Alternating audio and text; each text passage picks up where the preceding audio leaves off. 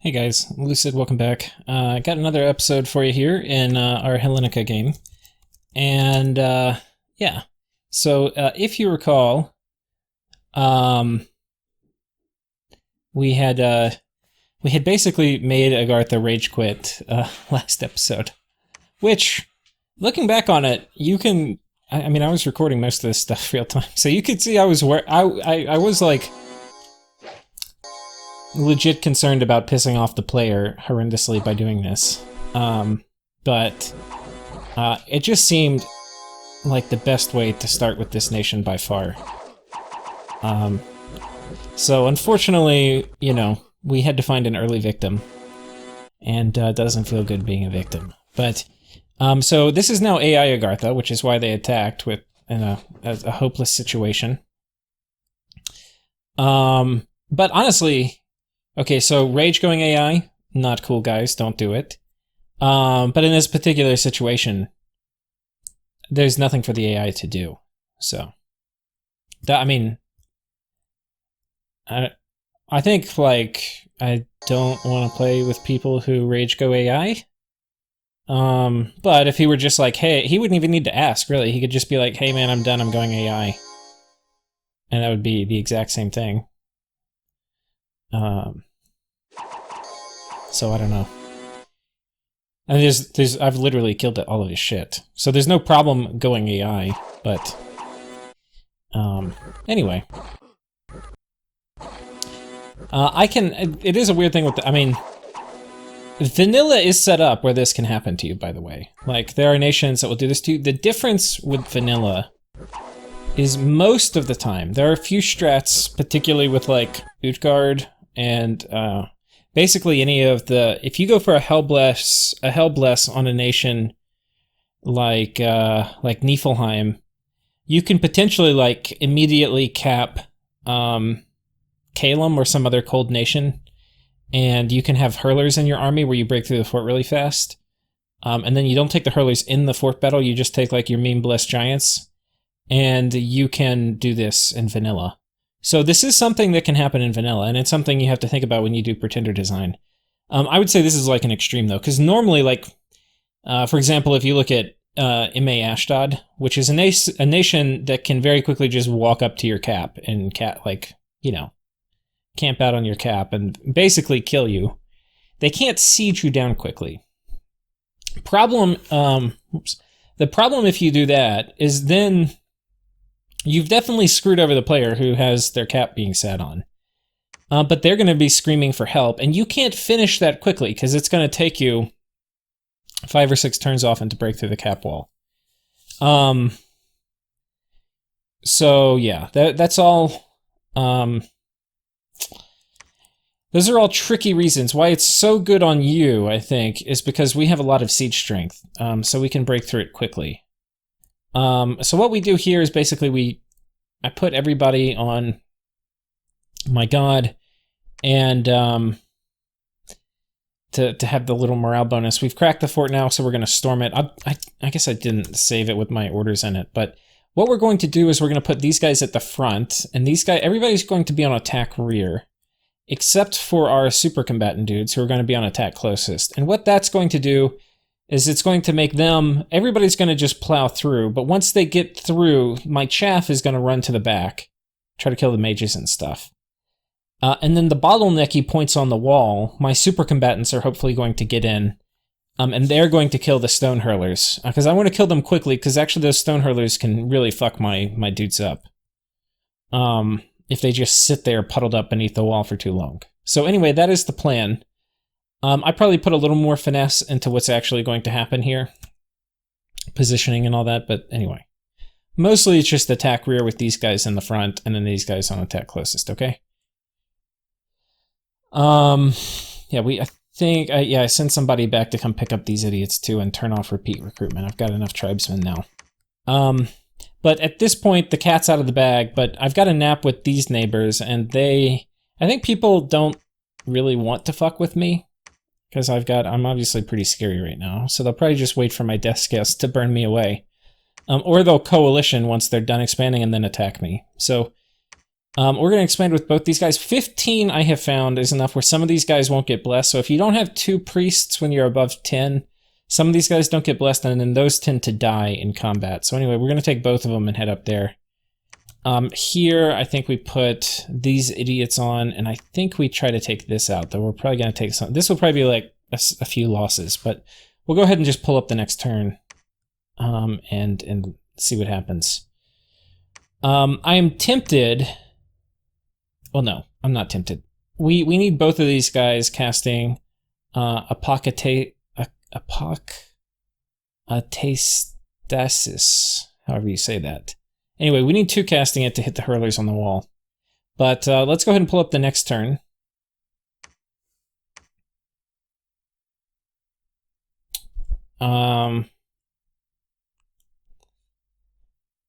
It does beg the question, like, my current turn's 11, we'll get to that. I can understand, too, where it's shitty, like, if you're going to be in a game and you just get rushed down, like, why bother letting somebody join? I mean, why bother, like, asking me to join if you're just going to rush me and there's not much I can do about it? First of all, there were some things he can do about it, but you have to use your brain. The thing you need is a bunch of shit.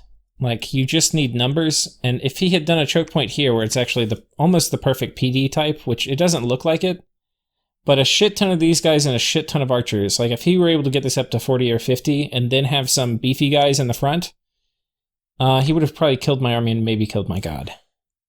Which, these are all things you worry about when you're rushing somebody, is they can PD dump. So you have to be confident enough in your army that you can survive a PD dump. And I was kind of confident enough in my army, but barely, you know? So, you know, there were plays.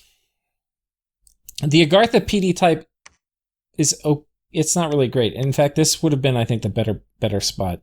You really want the archers, because you need attack density in the front, and it doesn't matter how hard they hit. They just have to shoot or swing, because my guys have no armor. So, but archers really fuck my dudes up. But, you know, he might not have thought of that and all this. So anyway, let's watch this battle. We storm Agartha, and let's see how this goes. Inside we've got some cave grubs. I don't know if he summoned these or the AI did, because the AI, every time I play with the AI, they always summon a shit ton of cave grubs. It's possible they both did. But I think the AI has had 2 turns, so I think this is the AI summoning stuff. I don't think he did. So far things are going okay. We see one super combatant making their way up on the wall, just like I planned. These guys pushing through. We've got some of them breaking out, getting to the back lines. They've now completely broken this flank.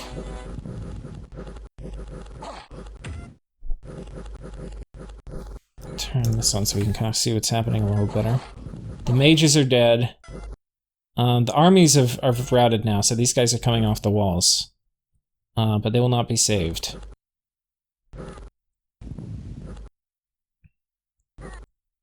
Okay.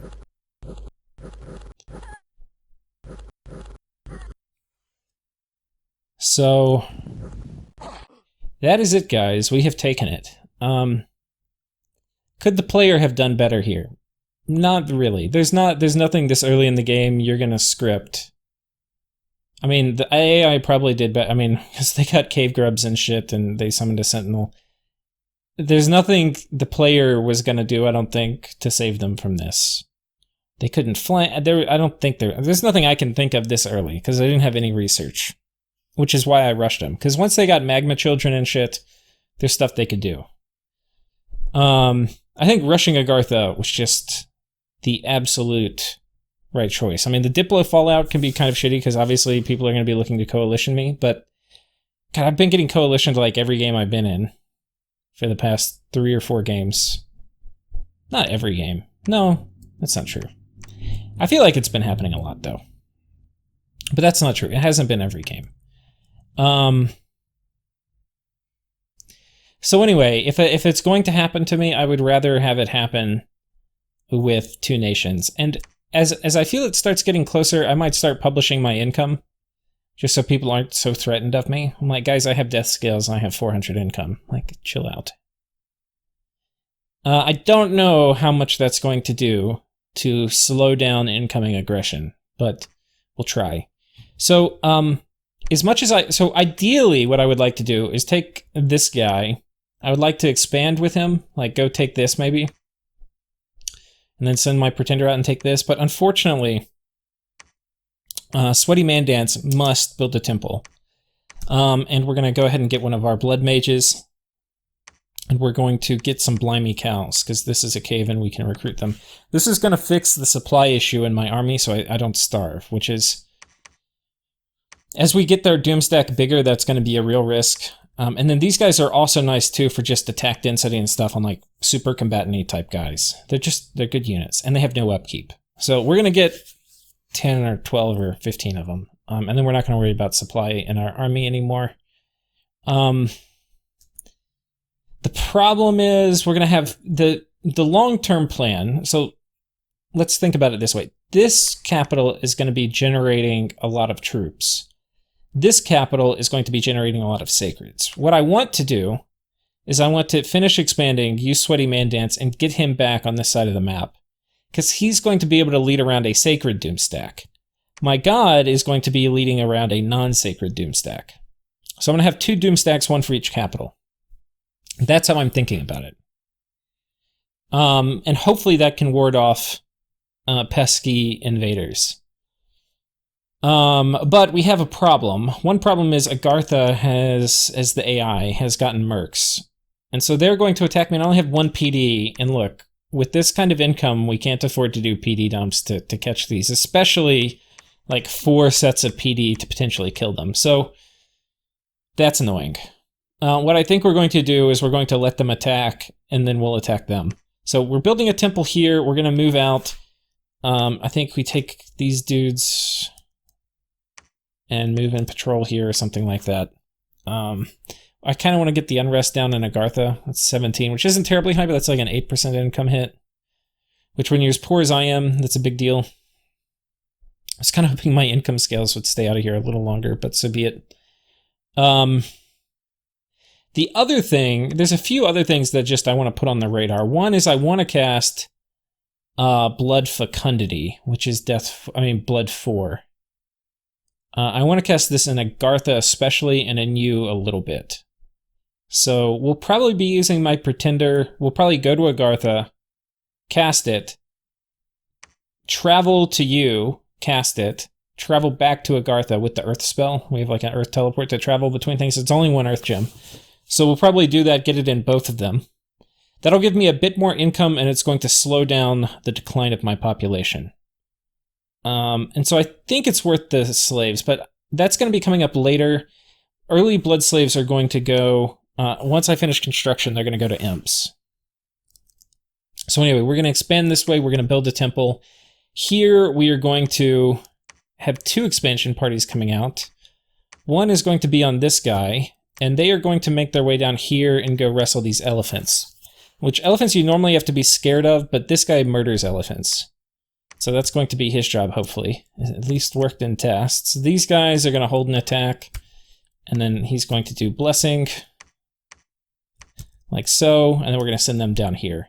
And we're going to see where these guys attack. But I hope they move south. If they move north, it'll be annoying, because potentially I have a nap with these guys, but if they're being really cheeky, they could attack this while Agartha had it and claim it wasn't a nap violation, which, you know. These guys, we're going to come run down here. I think I only need 1 for this. This doesn't look terribly scary. So I'm probably going to have 1 guy site search. 1 guy move down. Anyway, that is the plan for right now. There's also something that's been very funny that's been happening. So Arcadia, I think, yeah, that's how you say it. So Arcadia is a weird nation. They have very weird mechanics with scales, and I think I explained a little bit about it, but they fight better in sloth, I think.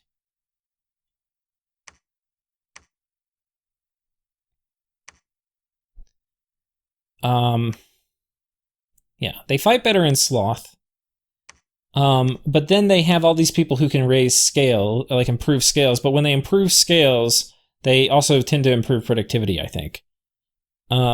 So you can basically have places that are rich, or you can have places where your warriors fight well. And so I think what happens is you tend to dumpster your scales, you go Hellbliss, but then you fix the fact that you've dumpstered it by recruiting all these units that give you good scales. And then you just have to kind of micro where you put Sloth depending on where you think you're going to have to fight.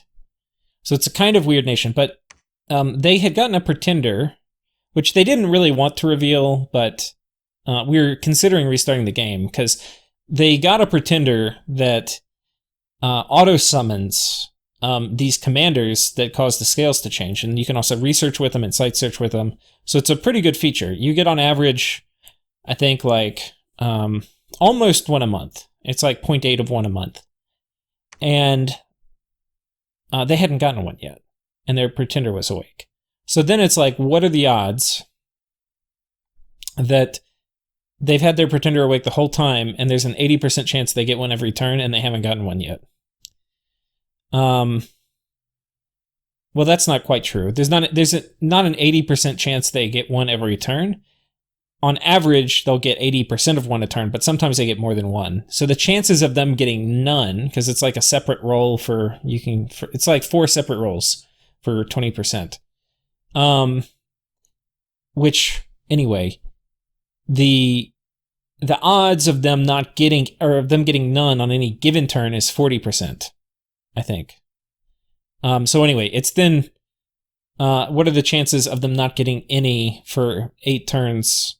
Or at the time we were looking at it, was turn 8. And you can't get one on the first turn. So then it was 0.4 to the 7th, which anyway, it comes out to 1 in 500.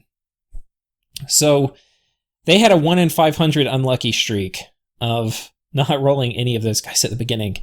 And if the game was bugged and it wasn't giving it to them, we were considering restarting, or we were considering all doing a gym donation to them, because they can summon them through spells to kind of make up for it. But fortunately, it just turned out to be bad RNG. It's fortunate for a few reasons. One, because we're not going to restart the game, because my strategy of bum rushing somebody I don't think would work a second time if people are expecting it. And two, it means my neighbor has had really bad luck, which I feel bad for him and all, but he's my neighbor, so I don't really want him to have good luck. So that was kind of a double win. And without further ado, though, we're going to go pull up our current turn. And this one's a little interesting. We bump into a new neighbor.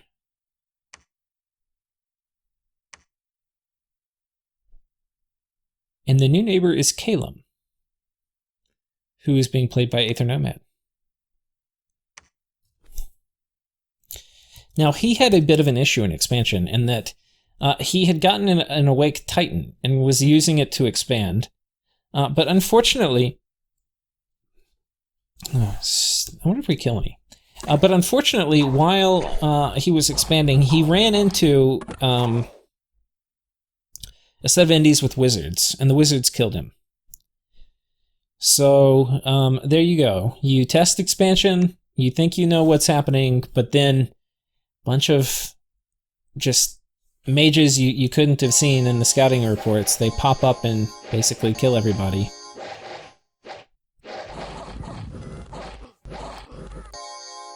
So, see, here we didn't actually bless anybody. The way you could tell was at the very last turn of combat, we cast Blessing again at the front line, which means somebody didn't get blessed. But that was not a scary enough province where I was terribly worried about it.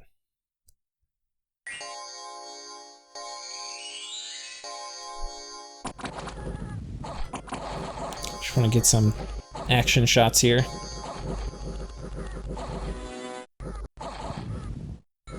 Okay.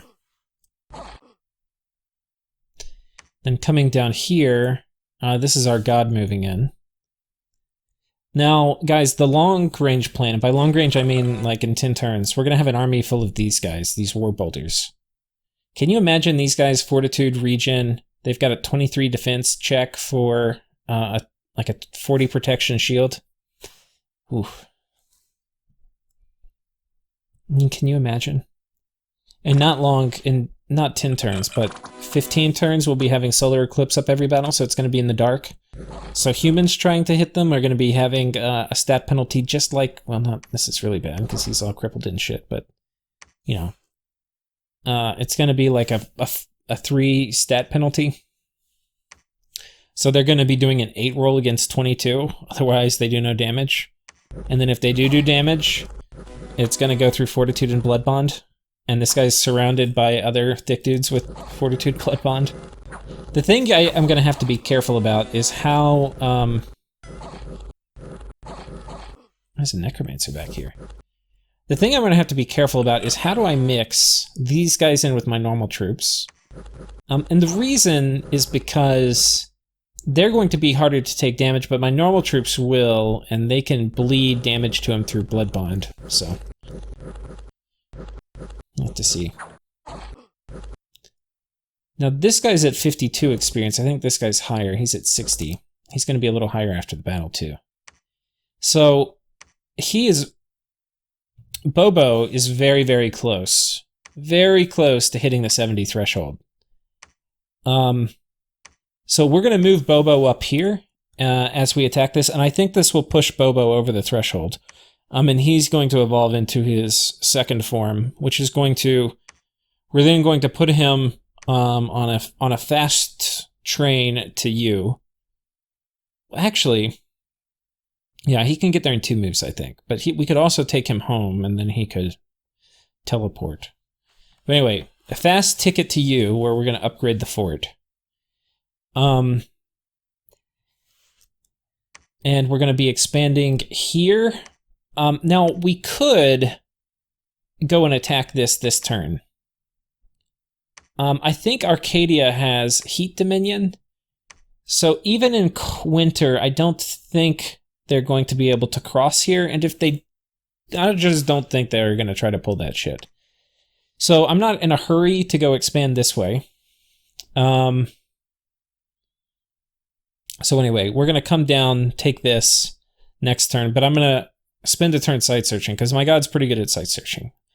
We're going to take a turn, we're going to come down this way, then next turn we're going to come up and take this, which is, I mean, this is hard, right? So we'll just chill. There's a decent chance this army's big enough it's starving here too, so it gets maybe a little bit easier every turn we wait. But yeah, we'll go take this. I don't really have plans to take any of the lake system yet, which I should think about. Relay has asked me for a nap. And I told him I will be willing to nap him if he doesn't temple on the border. And he said deal. So I now have a nap with Relay. I don't have a nap with Arcadia, so I'll have to probe them. I have a nap. I don't have a nap yet with Calum, but I may have one. I asked him in Discord if he wants peaceful relations, and he said he did, but he didn't know the specifics yet. So hopefully, yeah,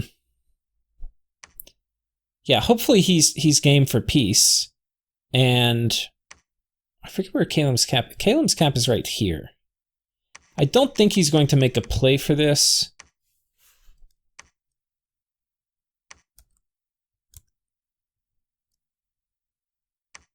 But every turn I don't take...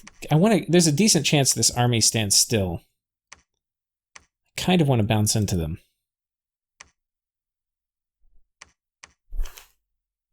But if I don't take this, then Caleb might... Ideally, I want to Diplo get this, and then Diplo give this. So give this to Caleb and take this. Because this is going to be 3 away from his cap and 2 away from mine. I don't think he's going to want to bump me, but Caleb could bring a big swarm of troops and kill it. So if we're going to bump, I don't really have a big scary army over here yet. Once I have a big scary army, we're going to murder Caleb. I mean, we're not going to fight them, but I don't have to worry so much about them. Because my guy's in a big blob. I don't think he can do enough damage. Caleb's not like they're low attack density because they're size 3.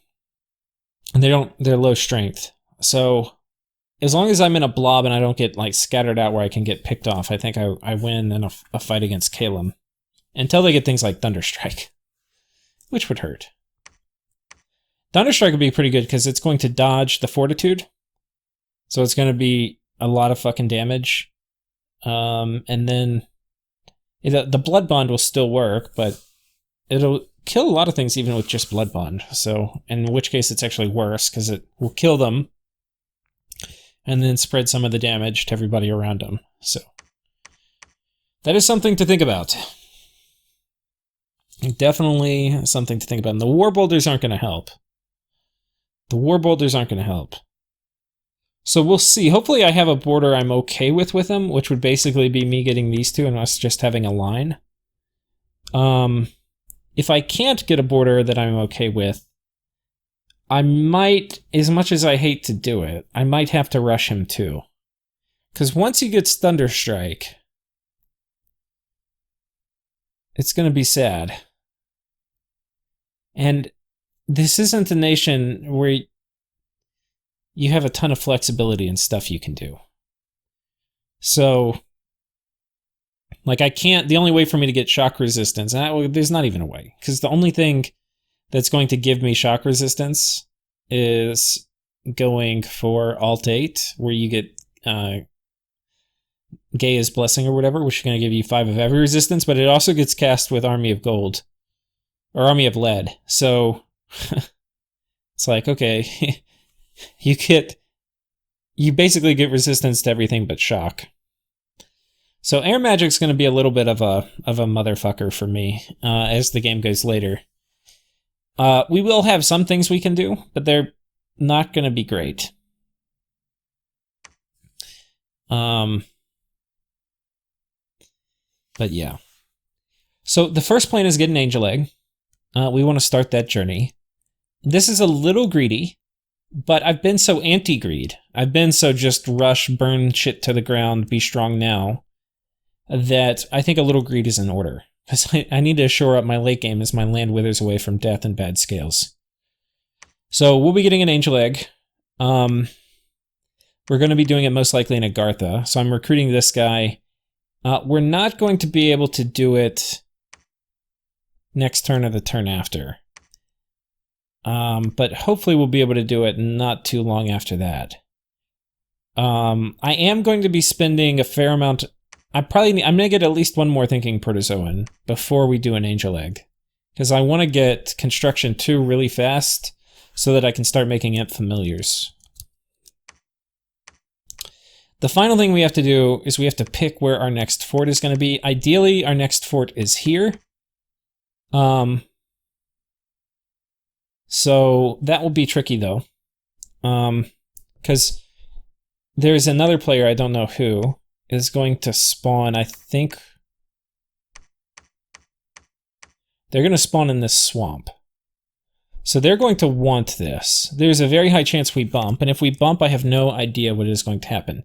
Here, what's going to happen, my script is basically, this guy is a lot faster. He's combat speed 16 versus these guys who are 7. He's going to run forward and get tied up in with the elephants. And he'll solo kill 3 elephants pretty easily.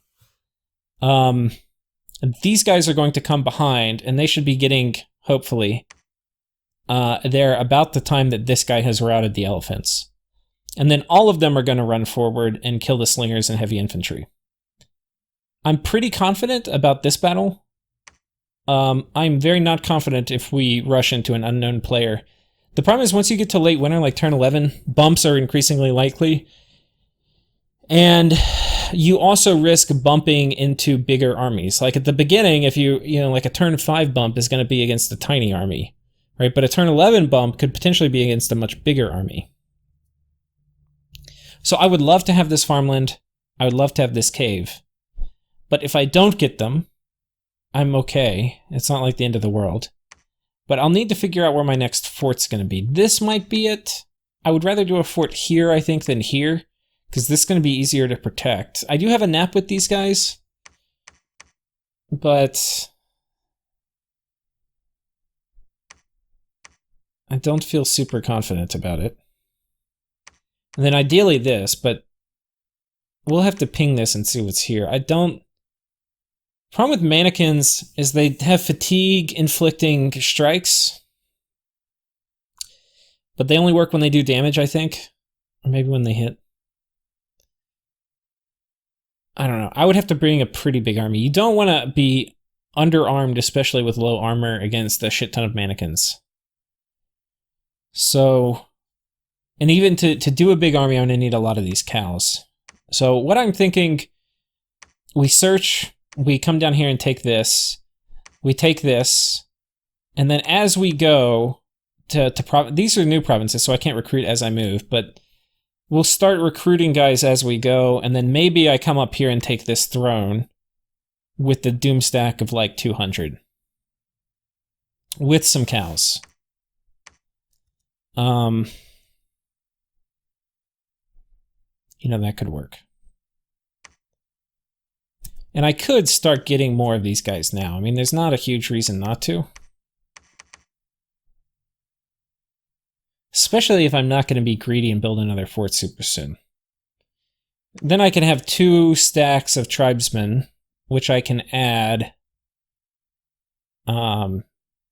Basically, next turn I'll send a commander here. We'll pick them up. And then turn after, this army and this army will converge here. And then actually, this army probably sweeps down. And then up and kills that. That'll take a long time. The thing, though, and this I'll have to decide. Well, I don't know. We're not going to do this yet. Because I may want to build another fort first.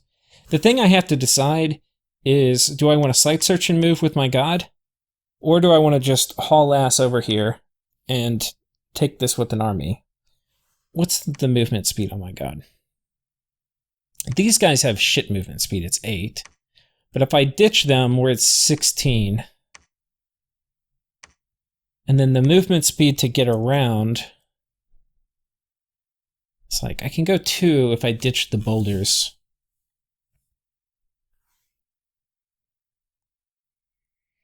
So we might do that. I might ditch the boulders. Because this is, we can already see the population. It's really good.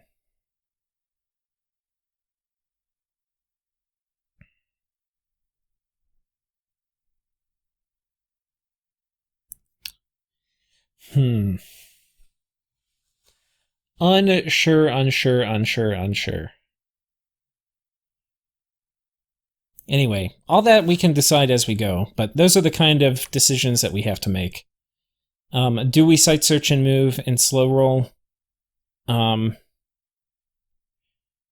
Which I'm kind of inclined to do, especially... I don't know.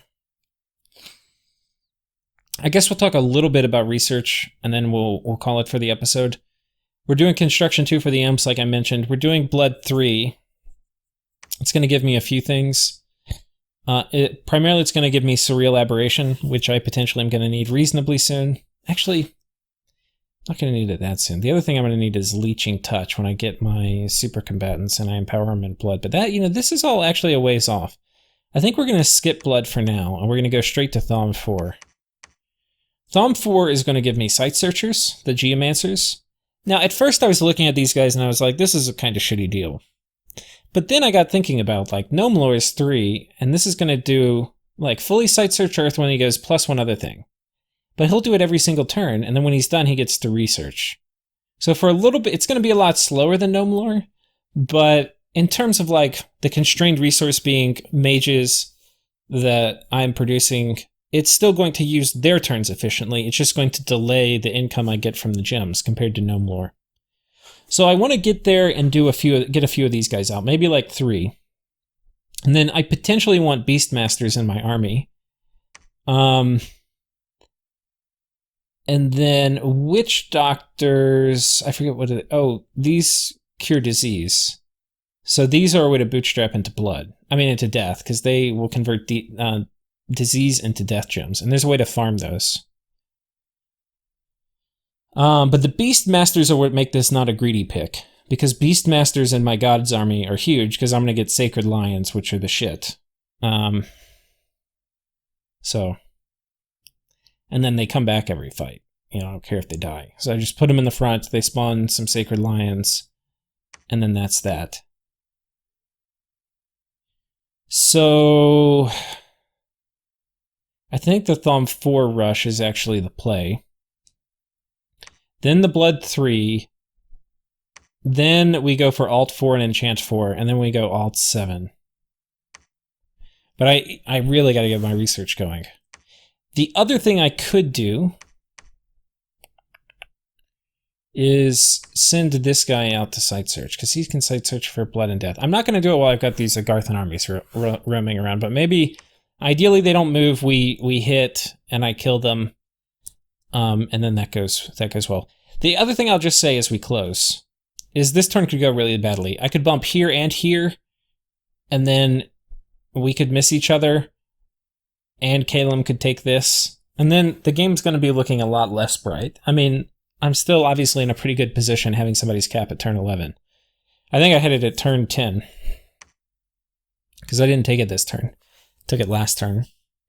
So, obviously you can be in a worse position, but I don't want people encroaching too close on my capital, because that's obviously not very safe. I mean, my capital hardly has any defense. That's going to be the other good thing about when this guy upgrades and I upgrade my capital. I don't have to worry about people like one turn popping it casually, like I do now. So, any rate, I think that's it for this turn and for this episode. So, thank you guys. I'll see you next time.